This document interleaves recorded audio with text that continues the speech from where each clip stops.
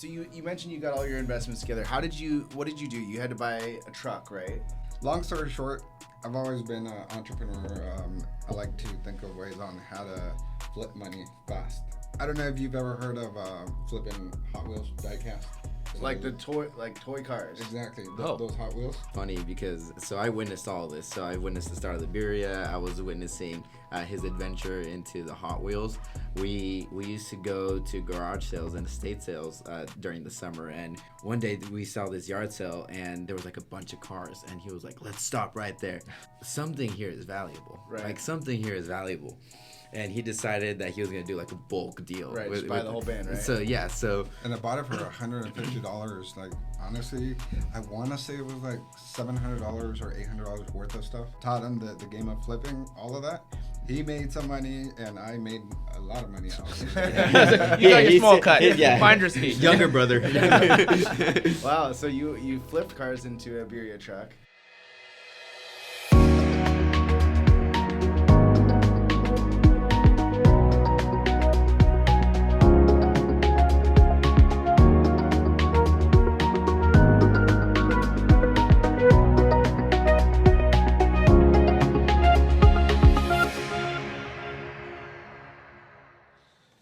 Hey guys, welcome to the Realized Games podcast. We're on episode 60. I'm Stephen Tran. I'm an Oregon and Washington realtor, and I invest in multifamily and short-term rentals. And I'm your co-host, Jordan Lee, mortgage lender based here in Portland, Oregon, licensed in 9 different states. And I invest in single-family residences, and we just picked up a duplex. Sure did. And yeah, today we had a little bit of a different episode. We interviewed our friends Leo and Ivan from PDX BIRRIERIA. Yeah, super interesting episode. It talks about the entrepreneurial journey of getting started in a food cart right in the middle of the pandemic. These guys went viral real fast, had a lot of success. I mean, ultimately they went from 1 cart to 9 carts and a brick and mortar. Yeah. And it's only been like 2 to 3 years? 2.5, 3 years. Yeah. So if you haven't had their food, check them out. They're a lot of fun. And if you're interested in kind of like starting a business, I think this is a great episode for you. Yeah. Check it out. Hey guys, welcome to the Realized Games podcast. I'm Stephen Tran. And I'm your co-host, Jordan Lee, and we're super excited to have Leo and his brother Ivan here on the show today. We're going to talk about a couple of things. I mean, entrepreneurship being the primary, but we met Leo through real estate. He works at a local title company, and since then we've had their catering from the BIRRIERIA truck, and so yeah, we just love to hear kind of your guys' story. Like, how did you come to Portland? Are you guys from Portland or? Yeah. Okay, so you guys were born here, and No, I was actually born in Mexico, but technically raised in Portland. oh, okay, nice. And when did you guys come over? It's been a while. I think I was about like 4 years old. when Okay, they pretty first young. brought me. Yeah. Yeah. And why Portland? Well, I think my parents had family members already here, and they said, well, let's give it a try over there, and everything went well. Okay, so you have a decent amount of family in the area then. We have a big amount of family around the area. It's very funny. So everybody kind of decided to immigrate over here on the Pacific Northwest, and it's been home ever since. Here and there, we'll go back. Yeah. So we. And what part of Mexico? Yucatan. Oh, from the Yucatan. Okay. The peninsula. So. Near Cancun, near like the pyramids and whatnot. That's kind of what it's known for, Chichen Itza. Okay, so you guys speak Mayan then too, or? No. Yeah. But were you born here, or were you? So I'm first gen of my family. Okay. Born here. Funny on the Mayan thing, one of our grandma actually only spoke Mayan. Yeah. And here and there she would like say some stuff in Spanish, but usually when I first moved to Mexico, because I lived there for 3 years. I had to learn how to understand some of the dialect because she didn't know how to speak some Spanish words, and so it was kind of interesting. It's a whole different world. Yeah, when I was working in kitchens, it seemed like there was a bunch of guys from the Yucatan that, and a lot of them, spoke kind of a mixture of Mayan and Spanish. It was all really like hardworking guys. So, help me understand. You guys came here. Was your family in restaurants, or how did you guys like find your way into that world? No, actually, Well, they've always been hardworking people. They had 2 jobs. We barely even saw our parents. But as the years went through, they started a janitorial business, and that's where Like cleaning restaurants, cleaning or commercial buildings, Commercial buildings, okay. residential, all of that. A couple restaurants. And too. then restaurants, I kind of yeah. followed that footsteps. And when I finished high school, I got the opportunity to open a business and started that. Then all of a sudden, my wife, she's very talented in the kitchen. She has a lot of experience with cooking. Okay. And we've always had that desire, like open our own gig and start something. And the opportunity came up actually 2 years ago during the pandemic. Wait. So you guys started the business only 2 years ago? 2 years ago during the pandemic. 3 years now with. Oh wow. 2020? Or 2020, whatever. Yeah, 3 years. ago. Almost Yeah. 3 years. Three, I'm yeah. a little Anyway, behind. you started in the pandemic when every restaurant, when half of the restaurants in the city closed. Exactly. And what was your mindset going into that? Why were you like, okay, everyone's running from the restaurant world? I had a buddy in the restaurant world that got laid off of 5 jobs consecutively. Yeah. What made you guys want to jump in when everyone was getting out? Well, to be honest, we did have that fear, and I've always had that mentality: is you either risk it or you won't know until you risk. Yeah. Right. And so I told my wife, I'm like, just let it happen. Like, we'll put all of our investments, and if it goes well, it goes well, and if it doesn't, move on to the next journey. Yeah, I was gonna say this is like right. I remember during this time, like the birria craze was kind of just hitting, and everybody was looking for. Like I had it like once, and I was like, oh, I got to get this again. You know? Yeah. So was that a motivator for you to get into this business? Because your wife's birria was just amazing. Well, it's actually we've always traveled to California. Yeah. And California is a very popular state that offers birria, and they're the ones that kind of started that trend, the way it's served, the way it's cooked, and everything. Obviously, it comes from Mexico. The TikToks. It comes from Mexico, all of that. But California, the way they cook it, it's just another level. They had kind of their own style, right? Exactly. Actually, for our audience, a lot of them might not be familiar with birria at all. Like, I didn't really know about it until pretty recently, too. But why don't you go ahead and just kind of explain what birria is? Well, birria is it's a Mexican dish that was started in Jalisco, and it's mostly the way it's cooked. It takes anywhere from 7 to 10 hours, depending. Slow cooked. It's slow cooked, and it's a very nice. It's covered in liquid or fat, or how?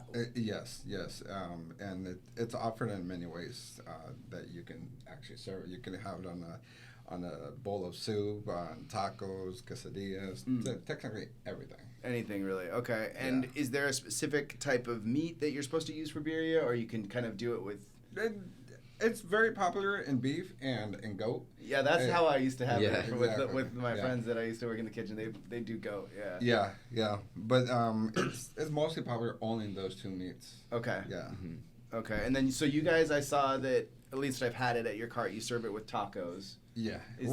And then what else? How else do you serve it? You said soup. Yeah, we have it with anything you name it: quesadilla, burrito, torta, tacos, on a tostada, like technically mostly everything that you would know of Mexican style. So instead of like your normal choices of meat, like birria could be your choice of meat in the different options that you choose. The different style that you like. Yeah. When we opened, we actually were only offering beef and those choices: tacos, burritos, anything. But throughout the years went by, actually I think it was last year, we started now offering asada, al pastor, right. chicken. I see. Yeah. Okay. Were you considering like any other types of like Mexican food, or was it just like birria's hot here and there's just not a lot of options? Is that why you went for it? Yeah. Birria was really, really popular during the pandemic. Yeah. And it still is. And we just wanted to be part of it. Okay. So you mentioned you got all your investments together. What did you do? You had to buy a truck, right? Yeah. How did you just guys pooled your money together? Were you able to get a loan, or how did that work? Well, it's long story short, I've always been an entrepreneur. I like to think of ways on how to flip money fast. And honestly, I don't know if you've ever heard of flipping Hot Wheels diecast. I have not. No. Yeah, I had my business, but I've always learned little hustles here and there. Okay. And I learned a flipping game with the die cast. Interesting. Like toy cars. Exactly. Oh. Those Hot Wheels. Okay. And how does the value work with those? Honestly, it could run from a $2 car all the way to $3 to $25,000. So there's some sort of rarity with the type of car. Exactly. And if you go to like whatever Goodwill and buy a box of them, then you can find the rare ones and resell it. Exactly. It's like any collector's item. Yeah, You got to learn the value of it, the right. information of it, and it's the same thing with this. It's funny because I witnessed all this. So I witnessed the start of the birria. I was witnessing his adventure into the Hot Wheels. We used to go to garage sales and estate sales during the summer, and we were driving around, and one day we saw this yard sale, and there was like a bunch of cars, and he was like, "Let's stop right there." So we stopped there, and we get there, and the father of this lady had just passed away, and he was a huge collector of die-cast cars. Interesting. So we're looking at the cars, and me and him were just like, oh, like, dang, like, these are some cool cars. And he was like, something here is valuable. Right. Like, something here is valuable. And he decided that he was going to do, like, a bulk deal. Right, just buy the whole bin, right? So, yeah, And I bought it for $150. Like, honestly, I want to say it was like $700 or $800 worth of stuff. Mm-hmm. And the lady needed the money, and she's like, okay, well, $150, you take it. I don't know if I overpaid, but I thought I saw profit in it. Right. And I said, I'll take it. And yeah, we did. I taught him the game of flipping, all of that. He made some money, and I made a lot of money out of it. You got your small cut. Yeah. Finder's fee. Younger brother.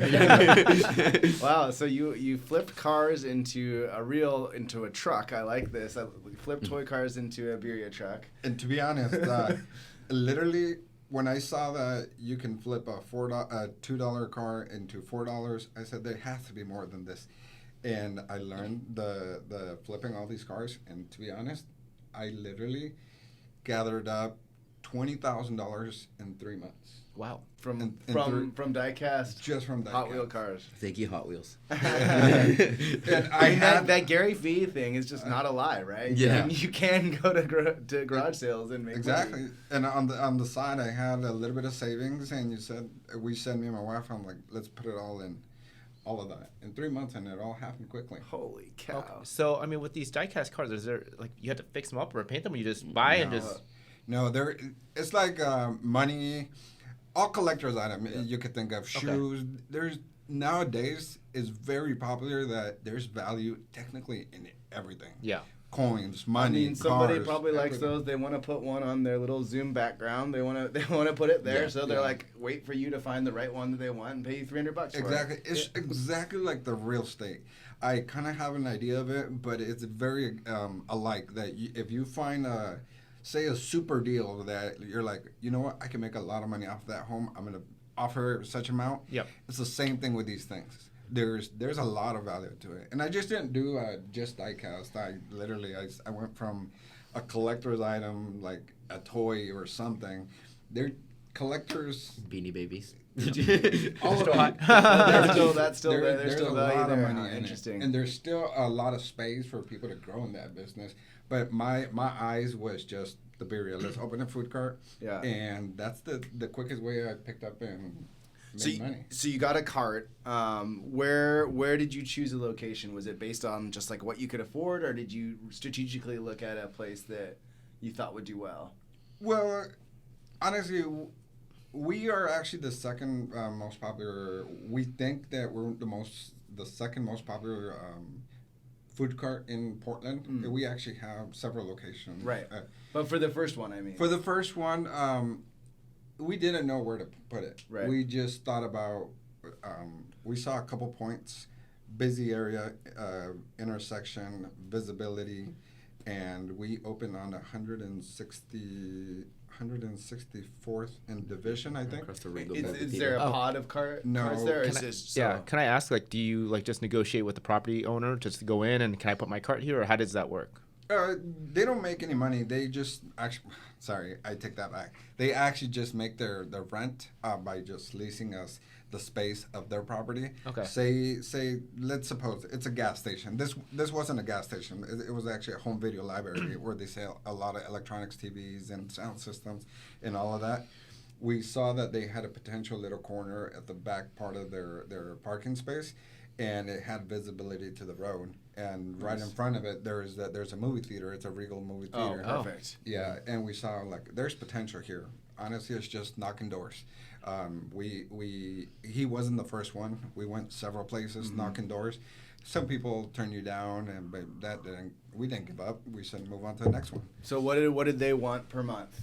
At the time, I may be off, but I think it was between $700 to $1,000 a month for that space. And but then, it kept on growing as we got popular. We got super busy. The owner said, "Holy cow! Like I've never seen this." I don't know if you guys ever saw BIRRIERIA PDX when it first started and during the pandemic. It was insane. We had long lines. It was crazy. How long was the longest food time that you had when it was busy, like your order time?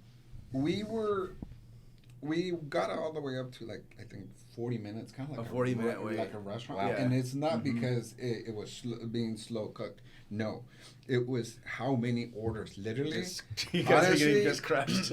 honestly, there was a point we would fill up the whole entire ticket holder, and we still had a stash on the side on our pocket, and we had a person be placing the tickets as the tickets were being Classic. made.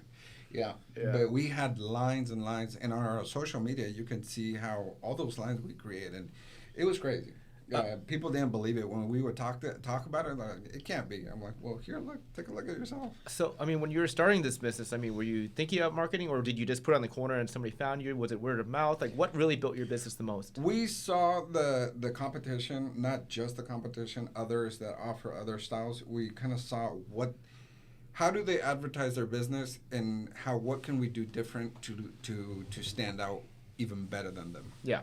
And if you see our food cards, our food cards are fully wrapped. It has nice designs. Yeah, they look really clean. The menu. Really new. As we try to make it as clear as possible. And Yeah. our social media, we post a lot of our stuff, promotions and videos of how the food is being made. But we never thought about investing in marketing because, like I said, we put all of our investments in it, and we kind of didn't want to invest in marketing. Yeah. And we said, you know what, let's just do it. Put it all in. No marketing. And it within the 2-3 months, it exploded. Okay. It was crazy too to see though, because the people started marketing it for Birria. You would start seeing them posting it on their story, and then all of a sudden, once they see on their story, they're reposting it, and then the Birria page, the Birria social media, would start reposting it, and it started being like a referral, like on a mass scale type thing. And I would go on TikTok, and it's funny because I'm scrolling, and then I see, oh, okay, there they are. Like there's BIRRIERIA PDX. So that's where you found your biggest niche was your followers were Social media. were more on TikTok than the other platforms. It was both. it was a little bit of everything. The least one was Facebook, but the most strong one was Instagram and TikTok. One time, already as it was, we were super busy. But one day, our first hit was that this kid came, recorded his food and everything. Was he like he had a bunch of followers, like an influencer or He was anything? smaller guy. Small guy. He was just a random guy. He had somewhat of a followers, but his video exploded. No joke. That the following day, it was busy. I think it was 40 minutes before opening, we already had a crowd. How early did you run out of food during that day? I actually can't remember, but I think we did close a little bit early. But we had that crowd already, and we're like, why do we have people line up so quickly? And people came on coming. And no joke, that day we created a crowd. We literally, from the food truck, we created a line, and it wrapped almost around the building. Oh, wow. And it's a decent building. It's not something tiny. Yeah. Yeah, and it wrapped all the way around. No, I mean, I like it. It's funny because I watch, whenever I see good food, like I have to, go to the location on the reel, click it, and obviously it pops up. So obviously you guys have had to set that up. So people can be like, okay, I love this reel. That food looks delicious. Where's this at? I'm sure you guys had to do a little bit of setup to get going, but that's And it was cool. So Danny, his business partner, he would go on TikTok and he would find them and just start reposting it. Oh. And he started seeing some of the stuff that were in California. And he's like, we need to see if we could do a video like that. And so it started getting more in depth. They started doing the process of like the inside of the food truck. So they started doing more intentionally once you guys realized like, oh, this is the thing. Yeah. Exactly. Of the food, the process, some of the customers. And there was a lot of work that was put into it behind the scenes by everybody in the team. And they were able to withstand those long lines. We were a team when we had to quickly hire more staff.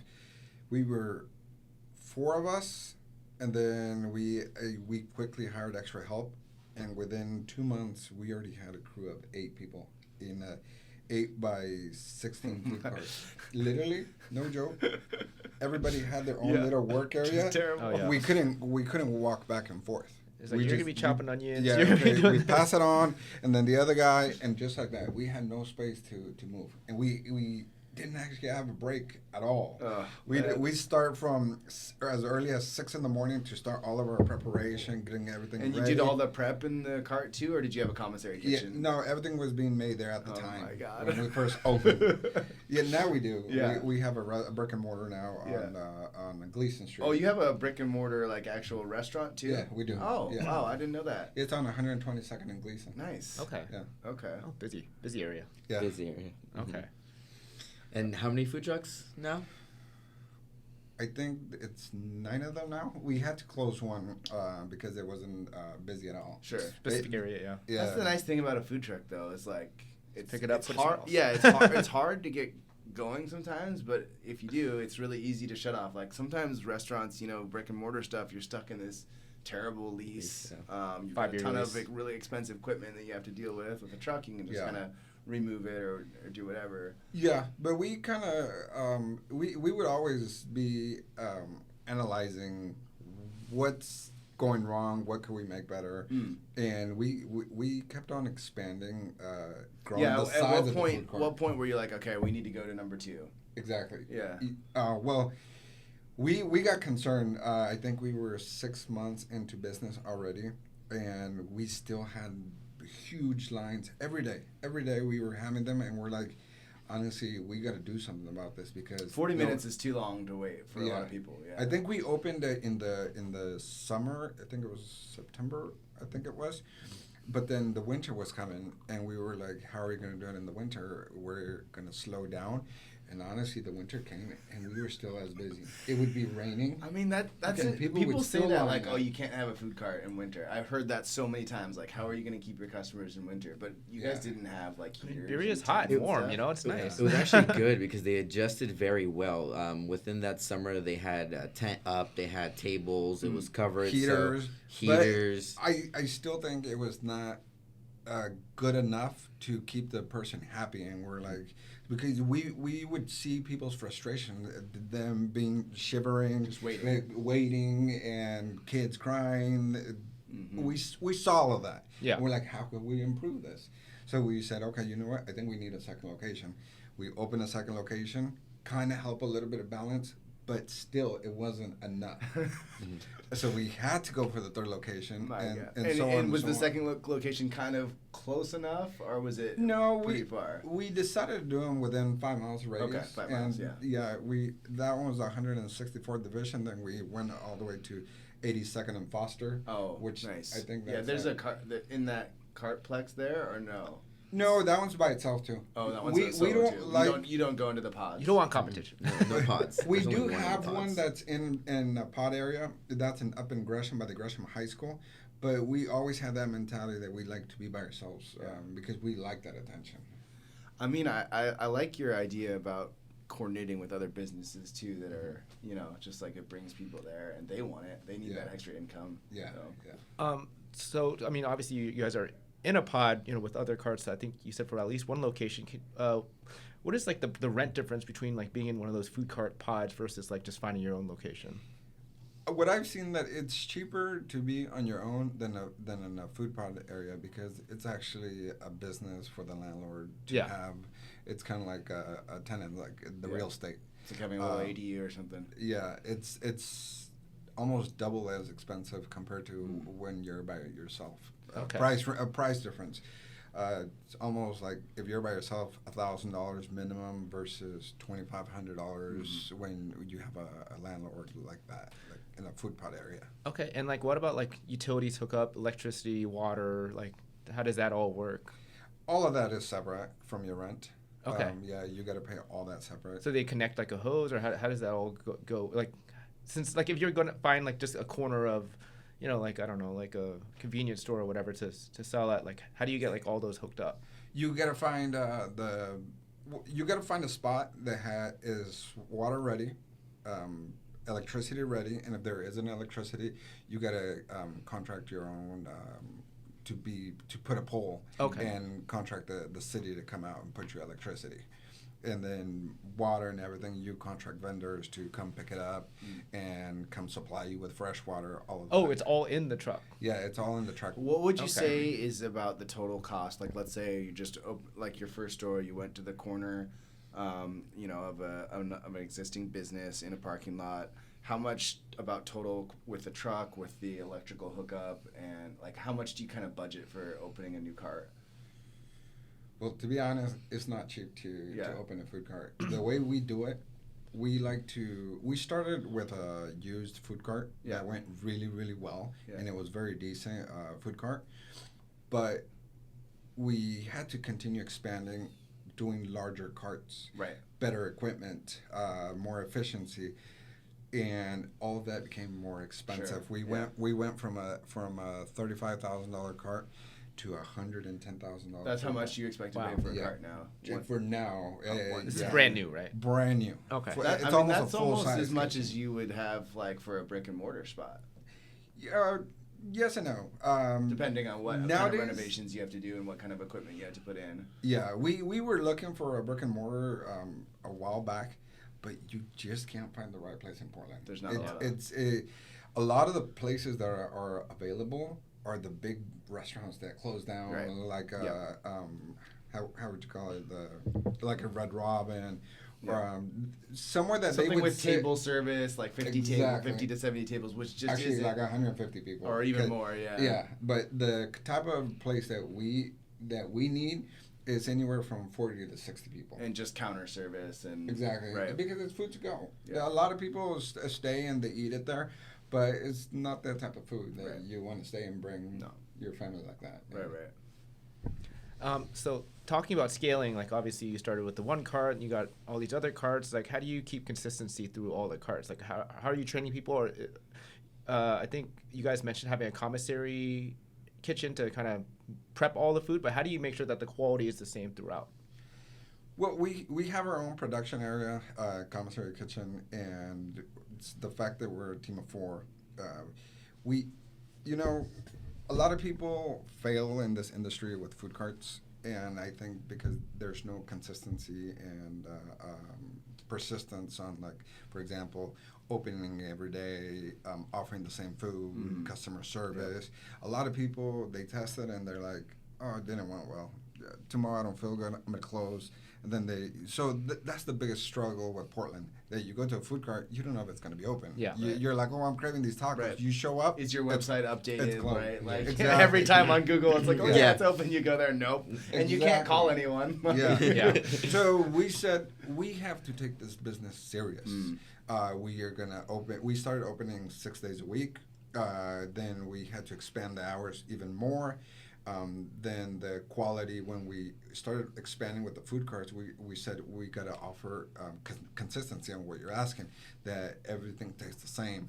So by that, we have routinely meetings at the restaurant, and we are a team of, I want to say we're a team of 30 or 35 right now. Yeah. And we have annual team gatherings, and we take them out, and we just try to motivate our team and keep them as happy as we can. Yeah. Do you feel like if you go to the birria truck on the east side versus the west side, you're going to get the exact same food, exact same experience? Because that's kind of like the McDonald's thing, right? You go to McDonald's anywhere in the country, exactly consistent. That's how you know you're successful, right? It is the same. It is the same taste. Sometimes we may probably fail in certain very minimal area, but we take it very serious. Right. And one of the areas that has helped us a lot is reviews. When someone gives us a review, You take it seriously. We take it very serious. When someone didn't like something that occurred, the first thing is, what location was it? And let's immediately address it. Like, hey, we called that location and said, hey, look at this. Please don't make it happen again. Let's work on it. And then we follow up again with it within a week and make sure it doesn't happen again. Interesting. Yeah. Yeah, I read something just recently how, some people look at praise as important, but like a real leader and somebody that's like a really good business mind is somebody that takes criticism very seriously, because that you don't often get that feedback, right? Yeah. And when you do get it, you should pay attention to it. Yeah. And I think it's very important. To me, I take customer service very serious, because that's the only way that you're going to have your customer to come back. And the fact that it's a food cart, I could obviously go to a restaurant and not suffer any cold, Right. be comfortable and be better. But so if you go to a food cart and you get treated wrong, your food's not as great as you thought it was going to be, you're not going to have a returning customer. So that's why we take it very serious. Are you able to track those metrics, like based on, I don't know what kind of credit card processing you use, but do you have an idea of like what percent is returning customers? Yeah, we see that a whole lot, and I think I want to say it's the 70% of almost the same customers that do come back. Wow. Yeah. That's awesome. Yeah, and that 30% is the new people. 30% new people. Wow. Yeah. And it's mostly the areas. We always try to look for busy areas, like office areas. We have one in downtown or southeast. Someone that will come there for lunch once or twice a week. Exactly. Right? Yeah, and it's normal. I go to one same spot like at least once a week. Yeah. So. And can I ask, with your management group now, are you guys still in the kitchen, still working? I mean, it's only been a couple years, or are you fully we're management now? We train people, we deal with people now.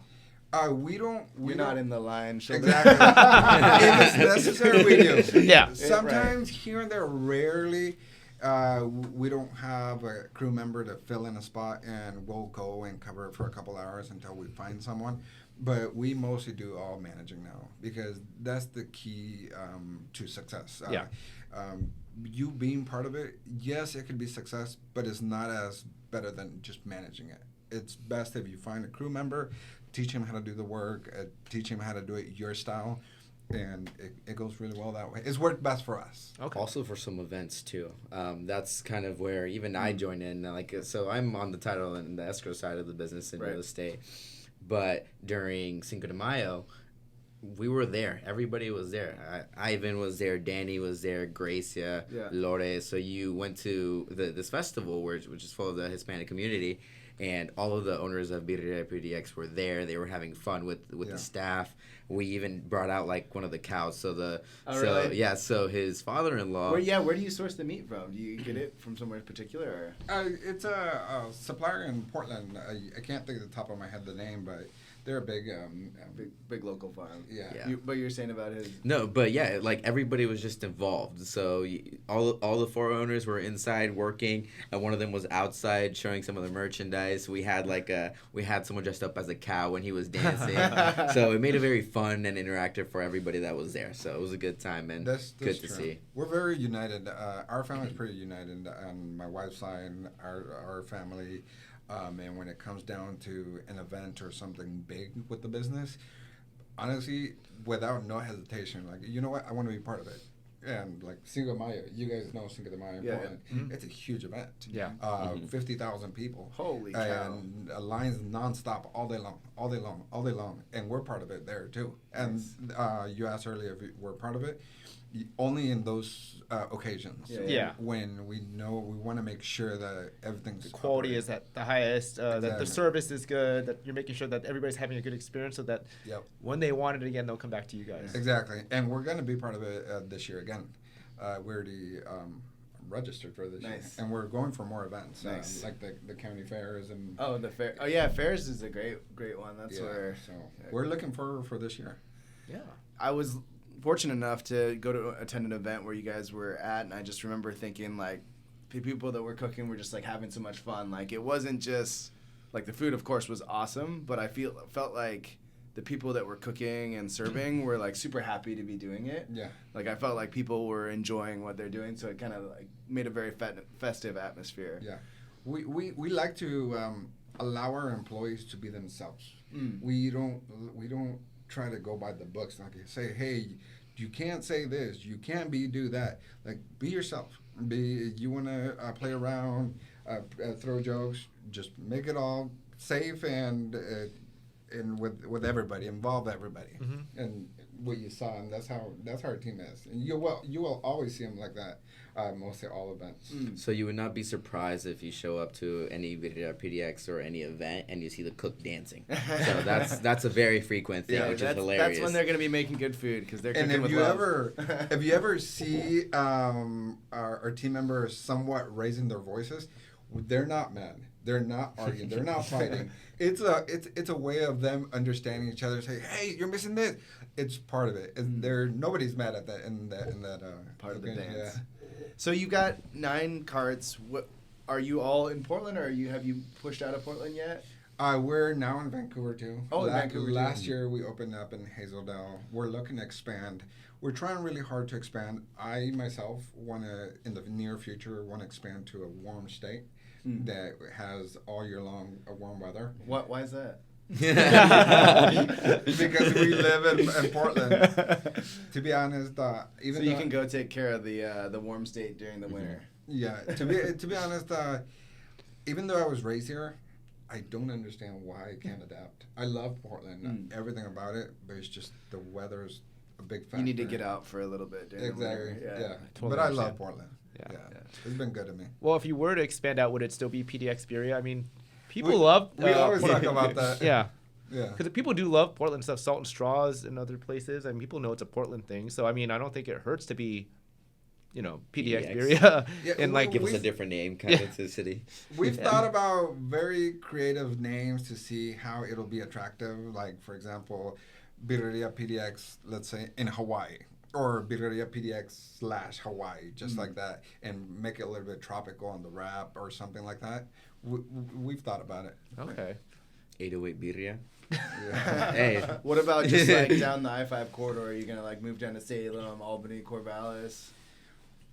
It's not as easy nowadays because a lot of people are trying to get into this industry with food carts, and they think it's as easy. It's not easy. No.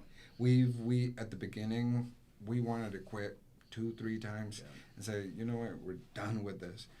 But honestly, at the end, the fact that we're family and we're 4 of us, we all support each other. Whenever that one of them wanted to give up, we're like, hey, just hold up, let's give it another month. Let's do this different. Let's do that, and then all of a sudden, great things came along after that. And why haven't we expanded in those areas?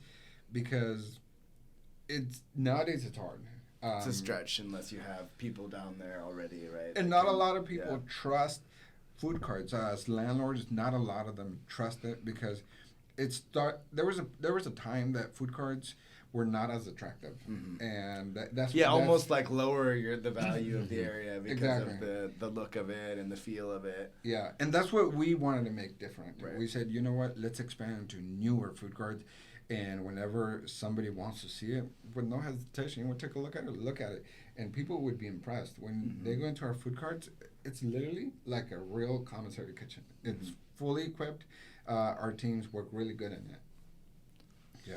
It doesn't stop the people from Salem coming down here to eat. I've heard That's so true. many times people that would drive Honestly, from Salem, Corvallis. Yeah. The people we would interview our people. Sometimes we would record them and say, "Hey, where you guys coming from?" No joke, honestly. And we have some videos of it. We had people from California, from Seattle, all the way from New York and other countries. No joke. They would say, you know what? I came from Mexico. I saw you guys on the TikTok. You guys are super popular. And I had the excuse to come visit my family member. Now I'm here. Nice. Interesting. Literally. So you guys are a destination now. I love Yeah. it. What's the next step? Like, so you've got this, you've got this great business running. You've got 9 locations. What's kind of the future? Because I know, some restaurants go down that franchising model, right? Yeah. what are your thoughts on like kind of keeping that pushing forward or consolidation? Well, the fact that we've seen a lot of downsides with the food cart, with the Portland weather and all of that, we're considering expanding into brick and mortars, and we're trying to see if things are going to improve in any way, because there's a lot of realtors out there that have tried to help us, but they've tried to push us into restaurants where they have big capacities, right. 150 people, 200 people. Not something we need. We need something anywhere from 40 to 60 people, and there's not many spaces. Honestly, a lot of the teriyakis own these spaces. Yep, they've known for a long time. Yeah, they got niche. They got yeah. So that's why we're slow but surely. We're every day. So we're pushing towards brick and mortar. We gather up. We have meetings every day. Every day at 8:30 in the morning, where they're problem solving, what we're going to do different, what's the plan today, and where is our future in the next 3 years. Have people been reaching out to you in terms of partnering or franchising out since you guys have kind of grown so quickly? Multiple. Really? Yeah. Multiple. We've had offers on the table, and at the moment we rejected them because we didn't want to go that route. Yeah. But now we're considering franchising, but we want to do it really legit because we want to expand more nationwide instead of just here in Portland. Of course. I know. I would say this is like there's this place in New York. I think it's like Euro Chicken and Rice or something. It's like this food cart that has lines out the door, and now they have like locations everywhere, but it's just not the same.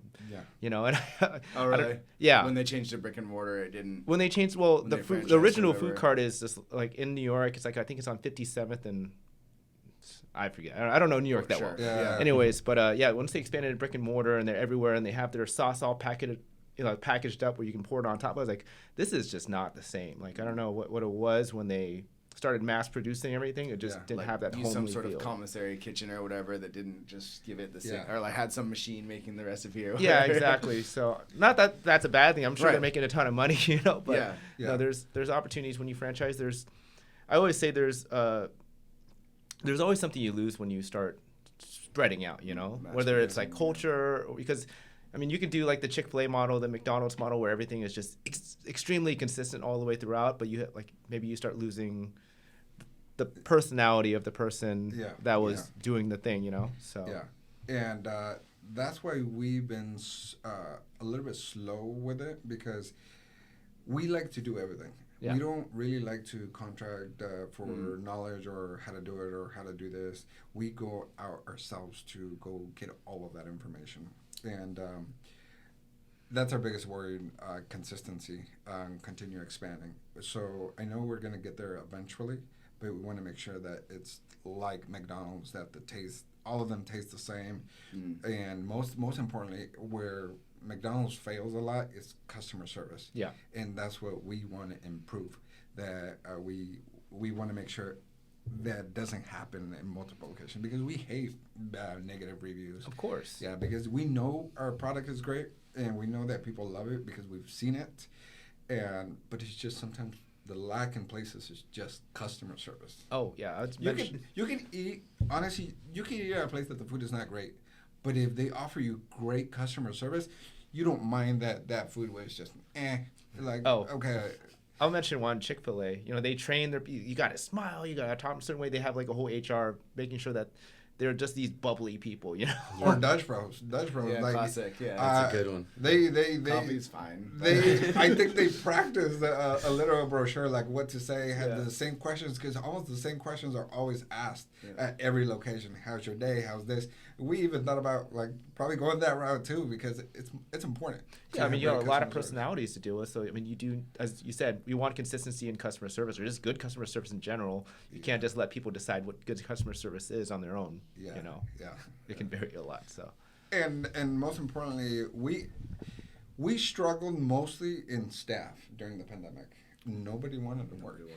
And the only people that wanted to work wanted to get paid like if they were engineers. Sucks to say, but we treat our people good. We try to make it competitive to our competition, but that was our biggest struggle. Yeah, what's the going rate now? I mean, just not too long ago, I saw at a movie theater they were paying cooks like $19 an hour. It's in that range. Yeah. It's in that range. Yeah. Okay, yeah. Yeah. Yeah, and the minimum wage I think is like 14 or 15. 14 I can't remember yeah. the top of my head. We always like to keep it above that because the cost of living nowadays. Oh, geez, Yeah. yeah. Yeah. The inflation, we've seen it. We get hit every month. And that's another thing. We've only probably done one price increase in the past. In the past 3 in the years, you've only past 3 done years. one price increase? And how many increases have we had from our vendors? Huge. Yeah. Tons. Yeah. Like tons. What is your food cost? Because like I came from fine dining, and the food cost was always just like the battle, right? We were almost 30% was our food. Like if we got under 30%, we got a bonus. You know, like Yeah. what are you guys aiming for? To be honest, I don't handle that side. I don't know at the top of my head numbers. That's my sister-in-law that handles all of that, the accounting side. Uh-huh. But an idea of how much inflation has grown, I'll give you an idea. For example, you ever seen the bottle Cokes? Yeah. The Mexican Cokes? Oh Yeah. yeah. Mm-hmm. We started off, when we opened, a case of 24 would be $19. Okay. Do you know how much a case of 24 costs nowadays? I have no idea. Yeah. $45. Wow. So Okay, that's we pretty- don't, that's we don't buy quite- one case. Right. Literally, honestly, no joke. Per location, we have to at least have 10 cases per week. Really? Per location. Yeah. So that's almost 100 cases a week. Yeah. So that's quite a bit of Right. inflation, and that's with everything. Our tortillas, or the equipment, like no joke, Oh, God, refrigerators. Before the pandemic, when we started buying our equipment, a $2,000 refrigerator now costs $6,000 to $7,000. Jeez. No joke. And you might have to wait to get it, probably. Yeah, yeah. Our $110,000 food court, at one point, it used to cost $60,000 to my build that God. food court. Jeez. But then when we continue going on, and we would improve and do that, $110,000. Like, it's not that easy. Yeah, that's tough. That's a mobile home. Yeah, no, it's crazy. Yeah, Yeah. it totally is. I Yeah. mean, I see food restaurants closing left and right because their margins are so bad. You know, businesses that have been open for like 15 years, so it's like we can't afford these food prices now. So that's Exactly. insane. So But it has to do a lot with you can't give up. Yeah. Honestly, regardless if you're breaking even and you're not seeing profit, we kind of saw that at one point when we first opened. We were like, we have a lot of people, but we were not seeing too much of a profit. We were not seeing too much because we were investing everything back into the business, Right. because we wanted that second location. We wanted better equipment. So those were the little hiccups that we wanted to give up. We're like, damn, is it worth it? Is it not? Like, okay. But then all of a sudden, it took a different route. Like, we started seeing profits and so on. What do you remember? What that tipping point was at where you reached? How many carts, or was that when you got your brick and mortar, or like was it the social when media thing? Yeah, you when know, did it become like okay, we're gonna. Because I remember that when I changed careers, it was like okay, finally, you know, like I can pay off my credit cards. Like, Yeah. I think it took us 6 months to get some air, like to feel like okay, To you breathe, know what, yeah. let's continue doing this. But the first 6 months, imagine just you see that there's money, but none of that it's for your Just pocket, falling for right your through own your fingers. fingers. Yeah. Everything's going back into that business. Oh, that's interesting. no, I think it's a common theme. We had a interview with our guest Ace, and he had his restaurants, a dessert restaurant that had been open for a long time and wasn't getting any Just traction. bleeding, And then yeah. for some reason, it was on like the New York news, and then he had a line out the door, and that saved his business. And Wow. was that like that 6 month mark where that social media moment hit for you guys? Social media was quick. Oh, No, And, yeah, like, that was yeah. very quick. It was within weeks. We're left and right, we were getting tags within the first week, honestly. Yeah. Okay. It's just that because you guys were spending so much money out on, like you said, the next investment, the next thing. Yeah. That's before why you chose. Oh, that's why it was 6 months before you guys felt like, okay, we're okay. Yeah. Okay. Yeah. Okay. And if you had to, if someone else was like thinking about doing a food cart, or you know, getting into the restaurant world as an entrepreneur, what would you recommend? Like, looking back at your experience, what would you kind of suggest to them in terms of, you know, how to make it happen?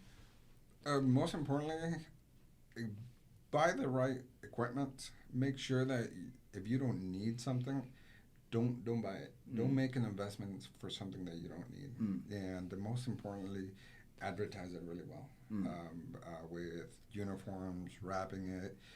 Literally, we technically advertise sometimes the pagers. We would put our sticker on it. I mean, we went all out. Uniforms is actually a thing that I don't see a lot of people in food carts wearing, but you're right. It makes a big difference to have. We did that. We started off with very little amounts of uniforms, and sometimes we didn't.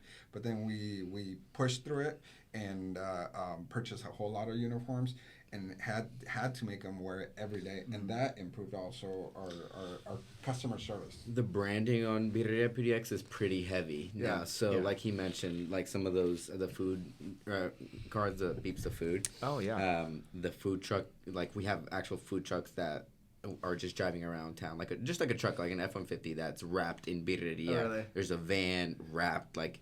When you see all your employees' cars. I was gonna say, are these driving around for advertisement, or are you just like going to get groceries and stuff? Well, it was actually my personal vehicle. We did it like that, and then we did the company cars, and we did an employee car. Pretty much. It was funny because then you would see spotted, just they took a picture of the truck and we found you guys, and we just repost it. People were just like constantly, oh, I saw you guys drive over here. Yeah, it was like we don't have food in this truck. Yeah, leave me alone. And it was interesting because some of them would see it at an area where there isn't a location, and they would start speculating and start saying, oh, are they planning on doing something here, which is pretty funny. And my son got to see a little bit. He thought it was weird but cool at the same time, because that's how that we believe in our product. The fact that when I'm driving with my wrapped truck and someone would honk at me, and I think somebody would be arguing with me, trying to cause a road rage or something, and my son would be like, "Dad, that weirdo was looking at you through the window." And I'd put my window down, and literally they would put their window down. They're like, "Hey, great food! I promise you, great food." That's awesome. Yeah, and we would get quite a bit of those. Yeah. That's That's awesome. Yeah, that's a great feeling. Well, I mean, if people are looking to obviously reach out to you, how could they find your multiple locations? Well, we only have one way of contacting us. It's through Instagram, Facebook, or sometimes if you get a hold of the phone number, we don't hide as the owners. We like people asking questions, and they could always ask to speak to one of the managers. And we're almost at the locations pretty much every day. We all have a different role. I like to go and check all the areas. I'm more on the tech side. I'm installing cameras, the POS systems, the internet, and making sure that all of that's operating on a daily basis. My wife does some of the scheduling, managing with my sister-in-law numbers and seeing sales throughout the day. My sister-in-law does a lot of the accounting side, and my brother-in-law does mostly the social media and all that stuff. That's a good division of labor. Yeah. And it's PDX Birria? Birrieria PDX. Okay. Become a fan. Yeah. It's hard to roll those R's, but yeah, Birrieria PDX. Last kind of thought. If someone goes to your restaurant, is there a secret menu item that the staff that you should order? Sometimes we don't have a secret menu, but people do tend to ask and say, "Hey, can you do this crazy thought I have?" And sometimes we do it. Okay. We do it. Kind of like we offer some choices with hot Cheetos and then nacho cheese. And people like it. But sometimes we see it elsewhere and we try to do it the same way or a little kick with our side. And then we'll post it, and then people will come and say, "Hey, I want this." Okay, last meal, last chance to eat at Birrieria PDX closing or whatever. What do you order? What's the jam there? What's the main thing? Honestly, that's hard. I have obsessions periods of times, or I could be eating a torta pretty often, and then I'll switch to just tacos de asada. Yeah. But if you're new to Birrieria PDX, we have a dish for first timers, and it's called the PDX Sampler. comes with 4 different type of tacos. Oh, I had that. And the broth. Really good. That's Oh, yeah. always and we offer it with a special deal, and that's always the to-go dish for first timers. But you do have to try the aguas frescas. You need to have What's that? the aguas frescas. Okay. So the drinks. So everything, again, made from Birrieria PDX. So you have the pepino, you have the piña, pineapple, and horchata, and Oh, yeah. it's amazing. We put chamoy on the pepino and the piña. And also for the horchata, you could have it with like condensed milk and with nice. mazapan, Yeah. which is What? so good. Why are we unique than the competition? All of our stuff is mostly fresh, everything.